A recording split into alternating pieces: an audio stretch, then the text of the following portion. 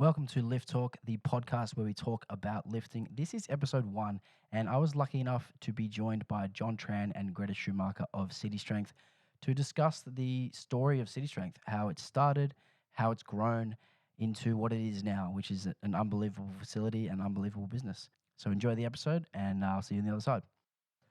John, Greta, thank you guys for joining me. We're going to go into the origins of how we all ended up in this building in Alexandria. But before we do that, I wanted to kind of delve into your history a little bit more. So I wanted to know your first interaction with physical culture. We'll start with you, Greta. My first interaction with physical culture, I think I started going to the gym in my late teens. I never really had any aspirations of someone specific. It was more, I think I was the typical, I want to be toned and skinny type of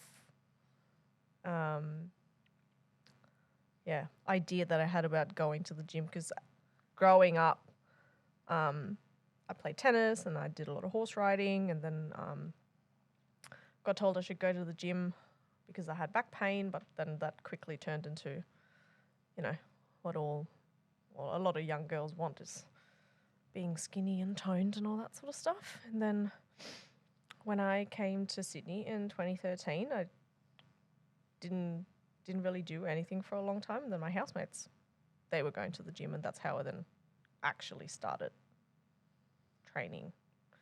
And here I am today. So you mentioned the toned mindset. Was that more prevalent in Germany than in Australia, or was it roughly the same? I don't think so. I think it's pretty much the same. Pretty much the same. Yeah. What about you, John? Do you remember yours? Mine, I think I need a bit of backstory. I grew up in the 80s. It's the action hero period. Yep. My dad was ex-Vietnam vet. So anything like army, explosion, helicopters, guns related was cool. Yep. And so... G.I. Joe? Yeah, G.I. Joe, but all the Rambo Yep. movies. And then it was Predator with Arnold Schwarzenegger. And Yep. Jesse Ventura has this mini Gatling gun. And there's a scene where he just sprays the bush with bullets. And he just looked yoked and jacked. And he looked bigger than Arnold. I'm like, man, that looks cool. It's jack guy with a massive gun. And my dad was laughing. And the funny thing why he was laughing was that gun is the gun that he used on a helicopter when he was in Vietnam. And he said to service that gun, they use a forklift to lift this gun. And it's also powered by the helicopter. So the fact that this character, Jesse Ventura, who's absolutely jacked, is holding this gun with no power, no pneumatics or hydraulics to power this weapon. It was just absolutely hysterical. Just Hollywood. Yeah, it was just Hollywood. It was just absolutely ridiculous. So how old were you when that movie came out? I don't remember when that movie came out. Or how old were you when you saw it?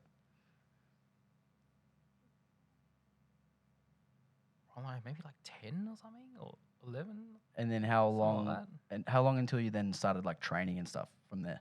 Oh, I didn't probably go to the gym until I was year 8 or year 9. Oh, okay. So at least a couple Pretty of years young later. then. Because it was school had rec sport. Yep.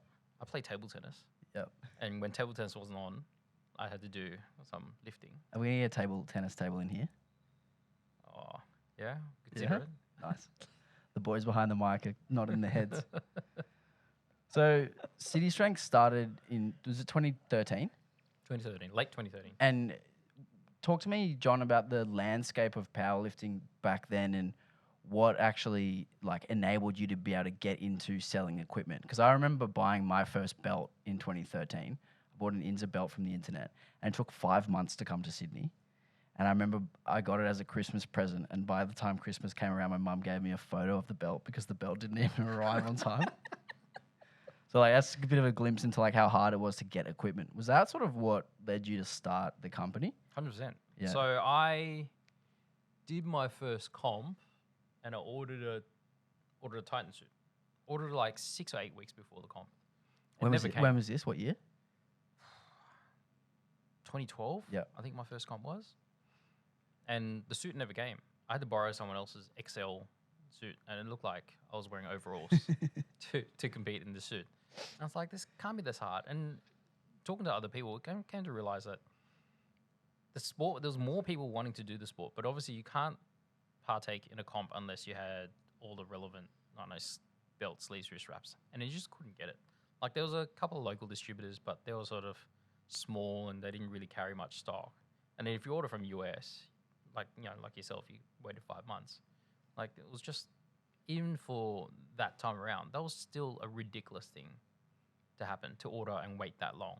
So that's why I started City Strength, because the sport of powerlifting was just being stifled by the fact that people couldn't get equipment and no one carried stock.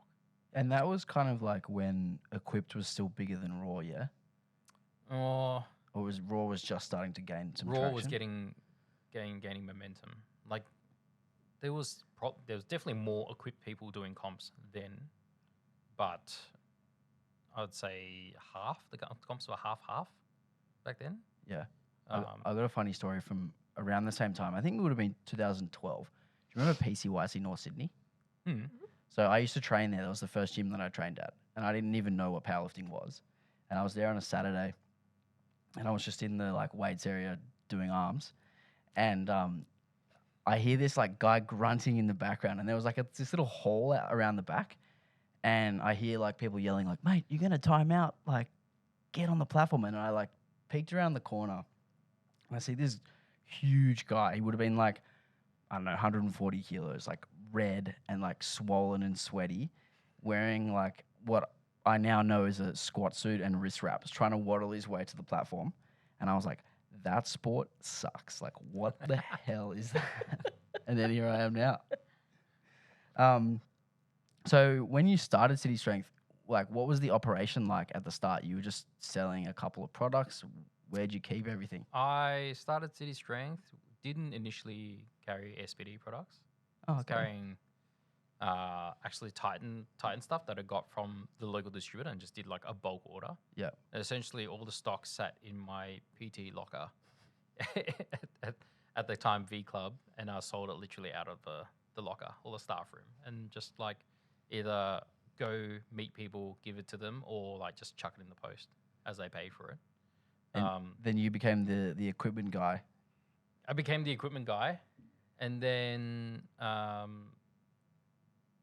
think I started a website. It was a real basic one, like had 4 products on there, and started doing it from there. And then obviously SPD came out on the market.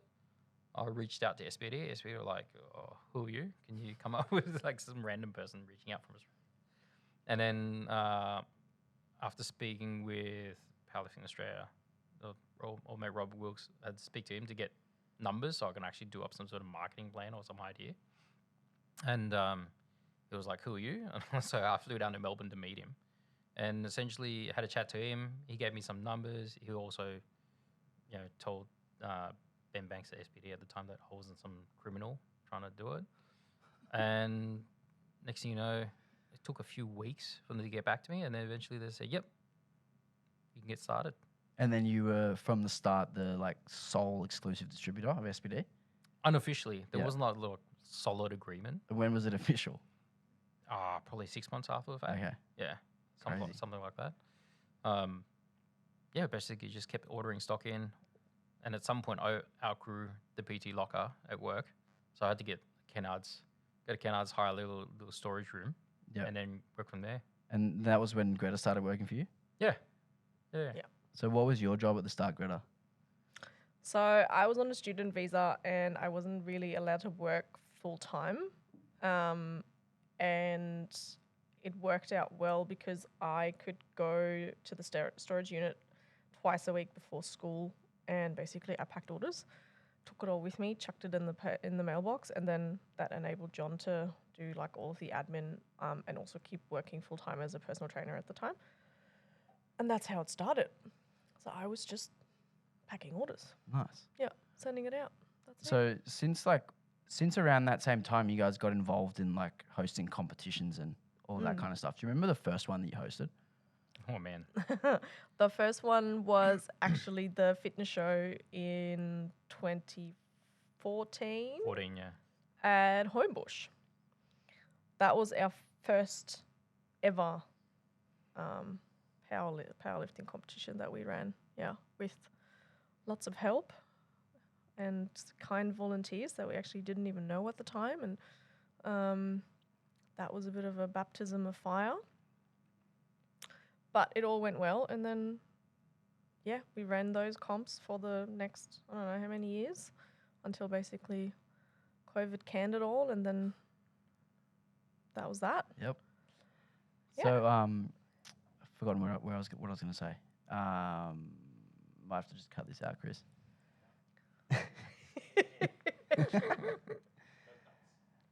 So obviously at some point you outgrew the Kennard storage and then you opened up City Strength HQ 1.0 in Marrickville. What was the deciding factor for actually opening the gym? Was it partly we want to have a gym with our own space and run our own comps, and then partly we need more space for stock? Yes, mostly, really.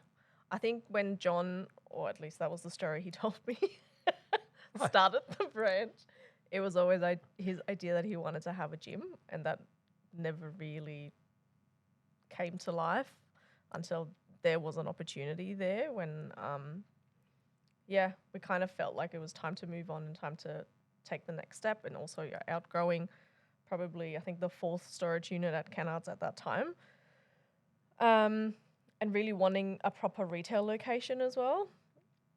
And so one day we were on the phone to each other and John was like, do you want to open a gym? And I kind of half jokingly actually said, well, if we do want to look at a gym, we better start looking at properties then. And 2 hours later, he sent me a calendar invite for a property for an inspection. And that was it. Was that the first one you looked at? I think it was the second one we looked at, Wow. and it only had one photo from the old front door at the time. Yeah. It was the dingiest place, though. It was the dingiest was place, at least from the description. It was graffitied everywhere. The doors half coming off, and it was dark. It was just one photo from the front. That's not the place that you ended up having the gym. Yeah, the same It's place. actually the worst looking place. We ended up looking at about, in total, 4 or 5 places, and we stuck to the second one we looked at because, well, the layout worked. It was just a giant shed that's rectangle. Yep. But also we just looked at it and go, yeah, it's got a vibe to it. The location was pretty good compared to the other places. The other places were deep industrial areas, and I don't know, the most shocking looking place. And because the landlord, they were renovating it by themselves, basically, we had a lot of input as to what they did with the place. So we could pick things like the wall colors and added an extra shower in and what did we want in the kitchen. So they were very open in that regard, and that I think was another factor that helped a little bit, that we had a little bit input into the renovation of the space. Yep. It definitely dawned on me that we needed to move when I was coaching the squad, and we're 13 people benching between 2 racks. At Lift, you mean? Yeah. Yeah. And I was like, might be time to move on from here because it was just getting wild. Yeah, well, I actually took over your job, and that's kind of how we sort of intersected in this whole story. Yeah.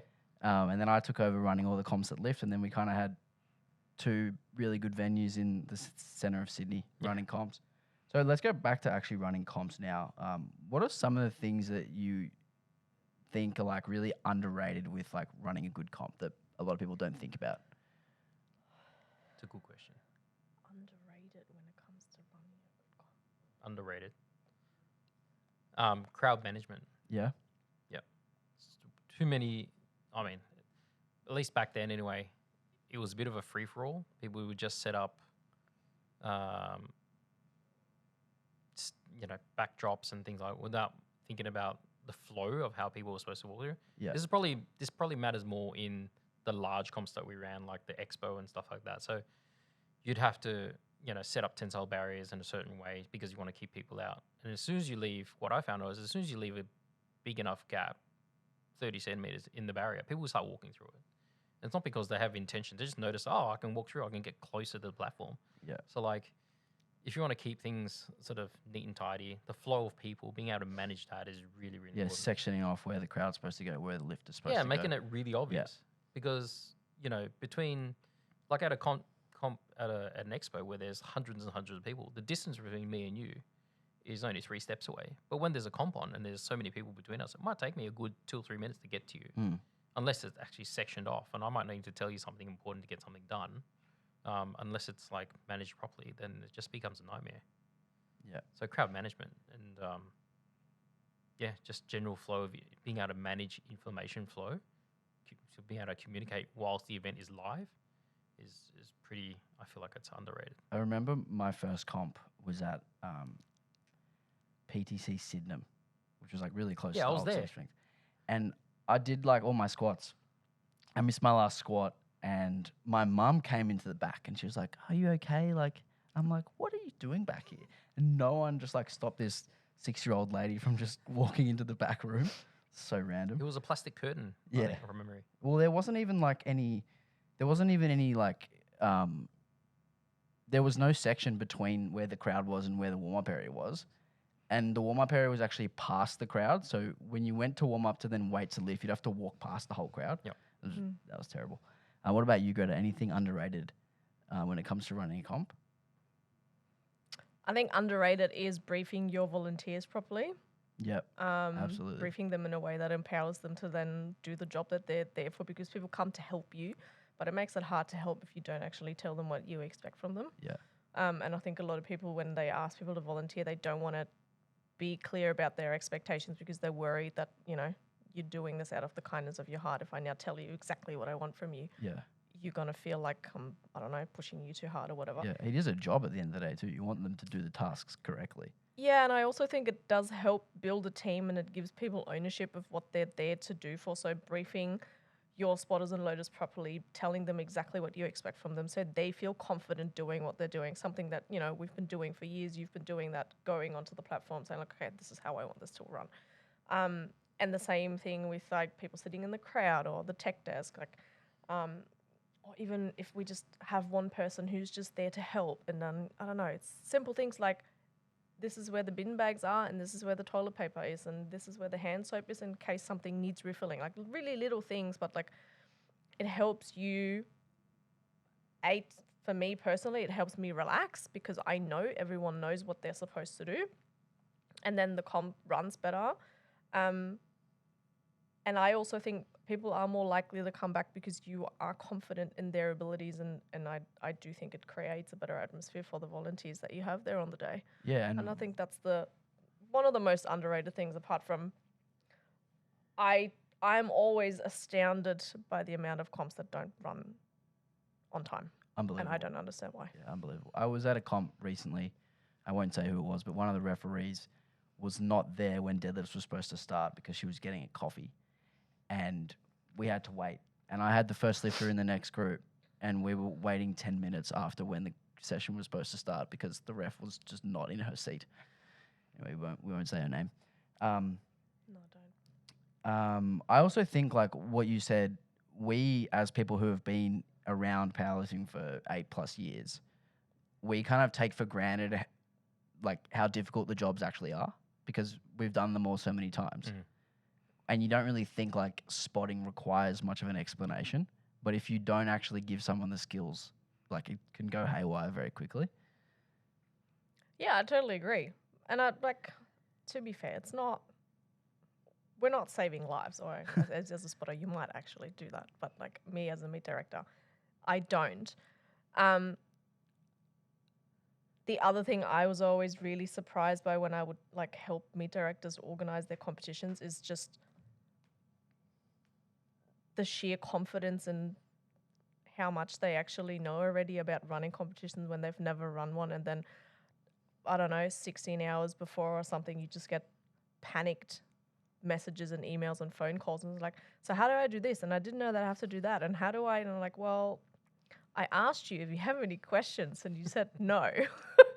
Like, yeah, like there is a lot of organizational stuff that does go into like running any event, but like running a powerlifting competition. Yeah. Once you have that down pat, you can do it sort of, with your eyes closed. But I think there is a lot more that is expected from you as a meet director than you initially just think. And it's things like, I don't know, from printing score sheets to sometimes cutting attempt cards, like all of those really annoying menial tasks. that we Yeah, have I to do. remember the first meet that I run, I was so badly organized. And I didn't actually want to ask either of you guys for help because I didn't want to like impeach on your time. And I remember like Ray Wong wrote a like meet director checklist thing that you need to go through. And I remember like studying it for weeks. And the night before I'd forgotten like 5 things.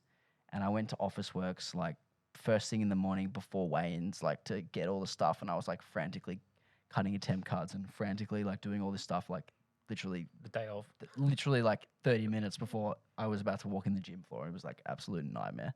I remember saying to Potsy when he ran his first comp, like, don't bite off more than you can chew.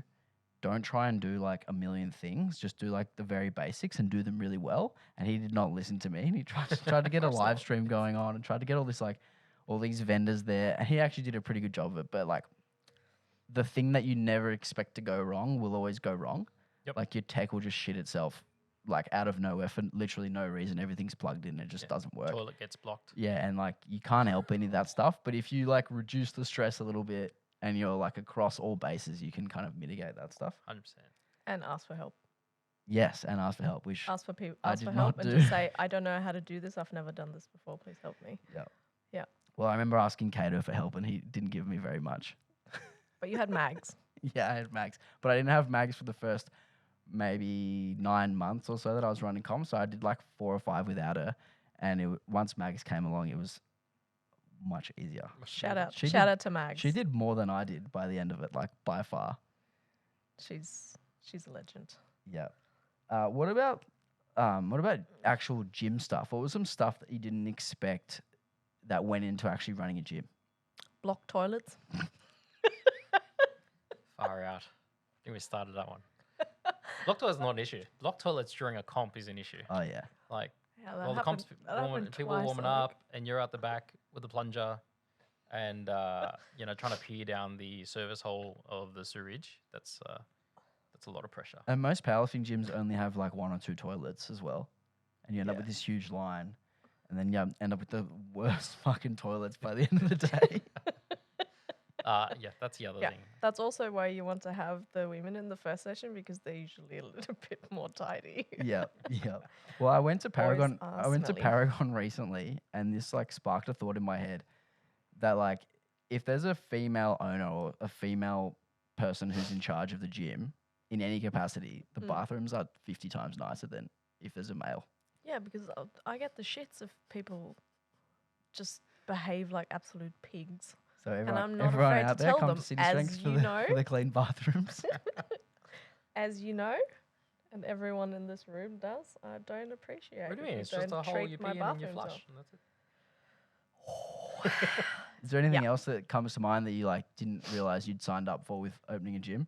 I think lots of things because it's just stuff that you just simply don't know that it exists. Just people doing weird things with equipment that you didn't think they were going to do, or how often you have to explain that, I don't know, open cans of Monster don't belong on the gym floor, or I don't know, that you find John's looking at me like, bro. that you find, and the guys at Paragon will definitely appreciate this, is fingernails. Like just odd things, but I think odd things you don't really know unless you own that specific business.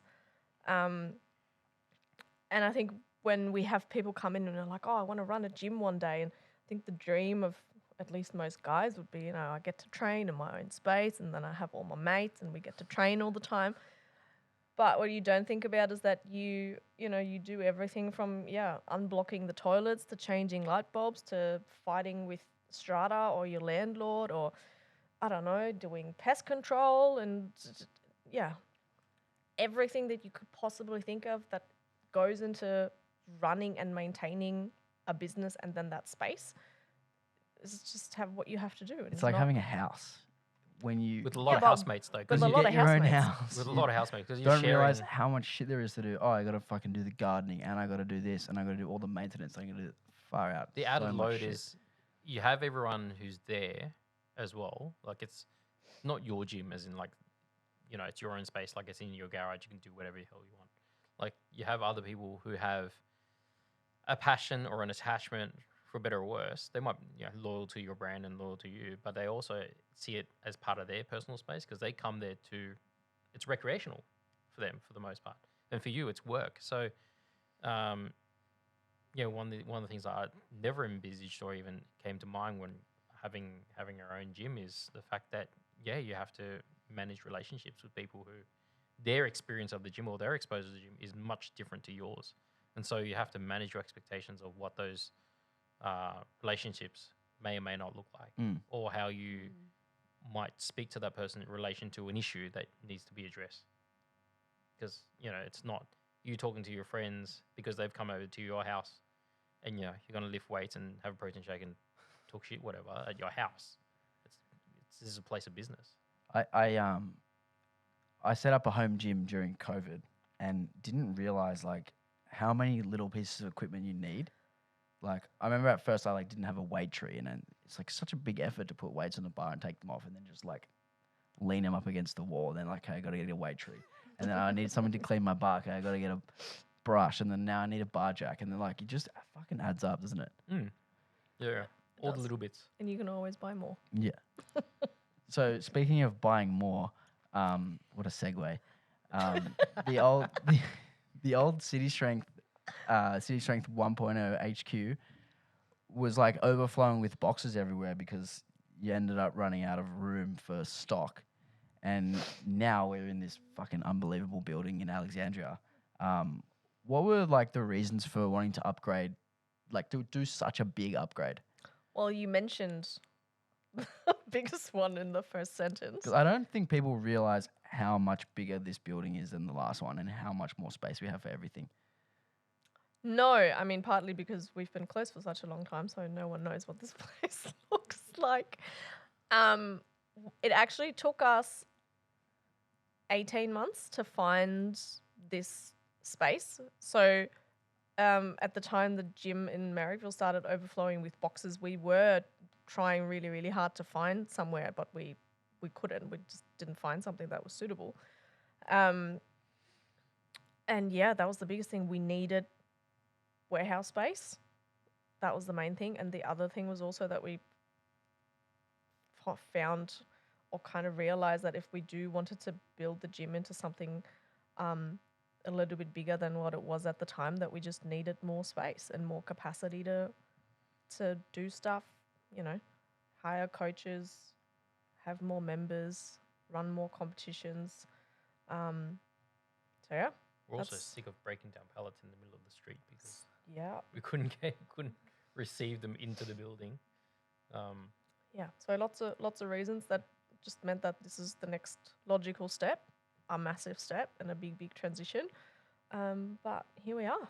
Yep, we made it. So you mentioned it was 18 months just to even find the building, and then it was another 15 months until now from when John and I picked up the keys.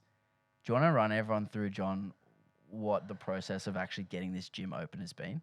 Because it's been a fucking headache, I'll tell you that much. And I've barely even been involved in the process. I've just been getting the updates from you guys. Let me just start off with, I remember the idea in my head going, we need to move from the Marrickville space. That was February 2021. I said to Greta, we better start looking at places. And you said, when's our lease due? I said, September 2022. And you laughed at me.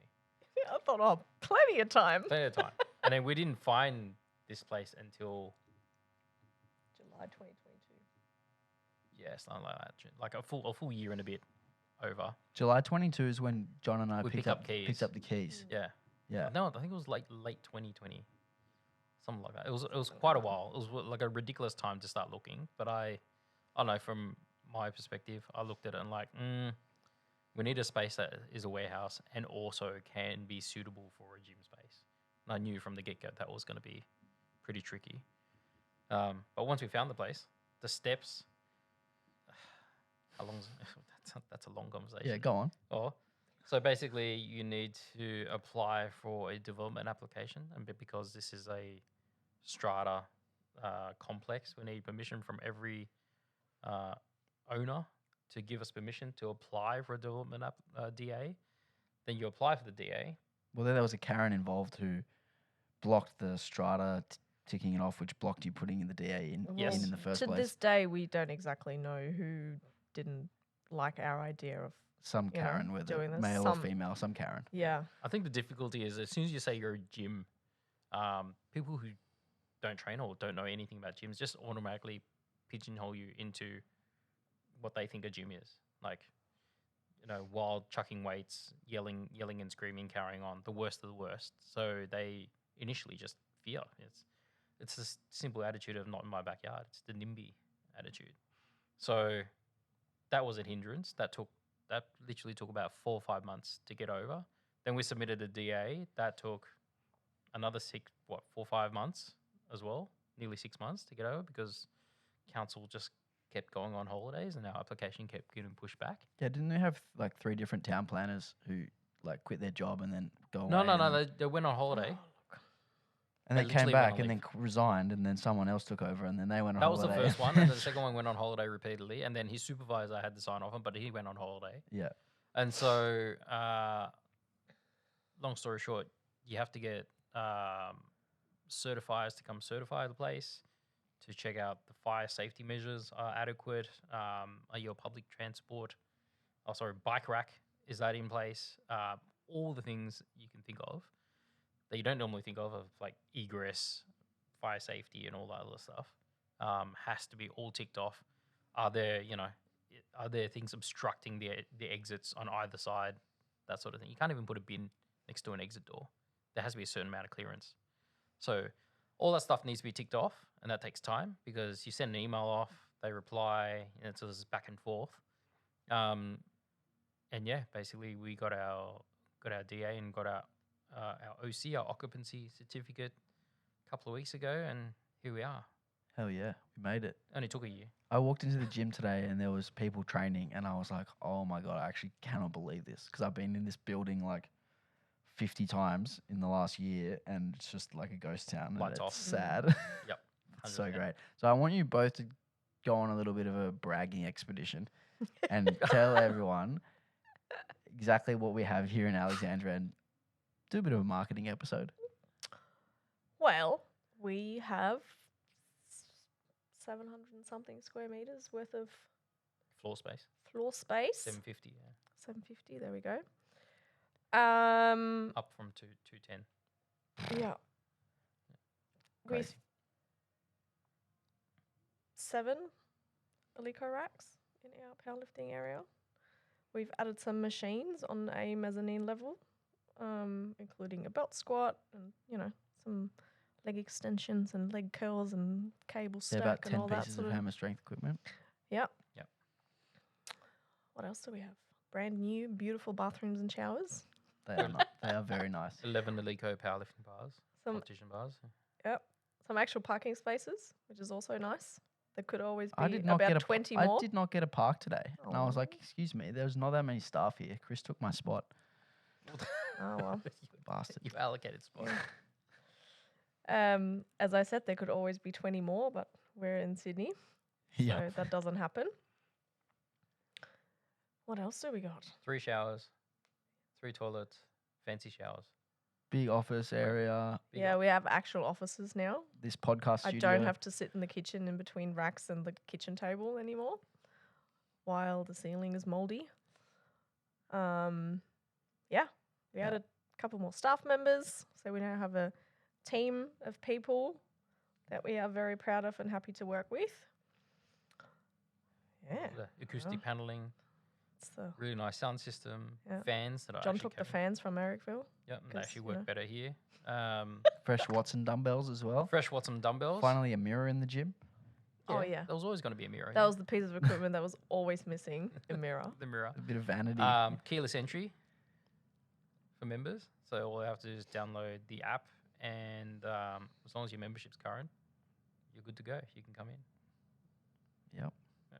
I don't think I've been telling everyone man, just wait until the new gym opens. It's fucking awesome. And I feel like I've been over talking how good it is, but then everyone who comes in here is like, holy shit, this is actually incredible. And usually when you rate something super highly, you always get people who be like, man, you talked it up too much. So like, I have not talked this place up enough, so I'm doing it now. This is like, this is easily the best gym that I've ever been to in Australia, like by far. Oh, It is. That's- It that's- actually is. big words. Look, I think Well, thank you. I think And I part- do think we did well with the design and the fit out. shout out to Inset. Shout out to Inset. We would not be here without them. They are absolute legends. Not just with all of the fit out, but everything with the council and everything that they've done to work with us there to get everything up and running. But yeah, I do think the vision really came to life. And yeah, it's a beautiful space. I'm super grateful to be part of the team, so thank you guys for having me.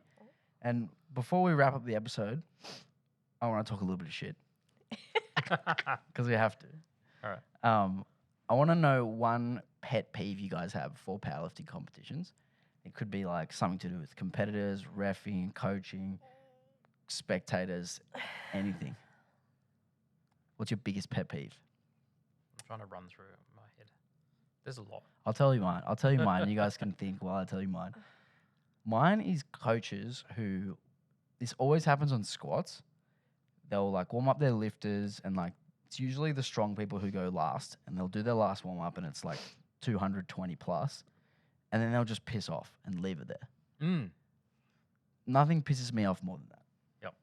Yeah, because that's just inconsiderate. It's so annoying. And then you get the, earlier group bench press, who's usually the lighter group, and they got to come in and they got to do like 50 for their first warm up or 40 or something. And there's 220 kilos in the bar. It's just garbage. Anyway, you guys?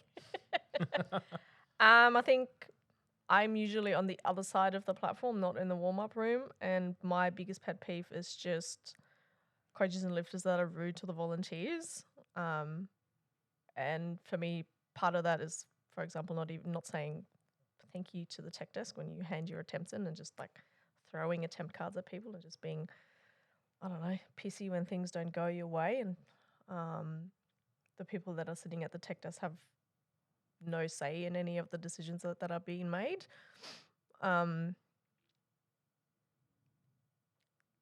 People just being dirty and, I don't know, sticking chewing gum on the floor and just I mean, I have a list. Every comp there's You have something a else list? that would annoy me the most. I think the biggest and the most recurring issue is coaches that are unfriendly to the volunteers and the tech desk staff. As a referee, I think the one that pisses me off the most is when there's a coach and he's mates with one of the spotters and he tries to tell them at every deadlift attempt that they should be brushing the bar, and then I have to remind people that I am the one who makes the decisions here about brushing the bar. I think that's the one that sort of, as a referee, that annoys me the most. Or if you argue with me about rules if you don't even know them. Don't argue with Greta. Or you can argue with me, but at least know the rules. That's a good rule. John? Which is exactly leads into my pet peeve, Yeah. is coaches who don't know the bloody rules. Having formally reffed, I feel like if you're going to coach someone to a competition, know what the rules are.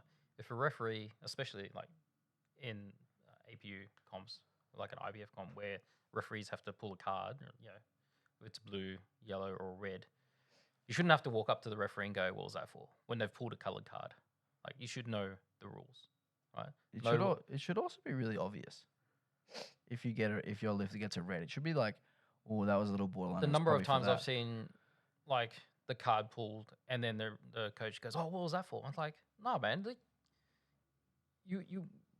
we want this sport to be more professional and better run, and part of that involves everyone to know how things work. Yeah, a bit of That- autonomy. Bit of autonomy also means, like, as a coach, you should know what the rules are. You should know at least what the color cards are. Have it on your phone as a reference point if you need to, like, or at least have an idea of how the competition structure is going to run. You might not remember off the top of your head how long the break is, but know there is a break.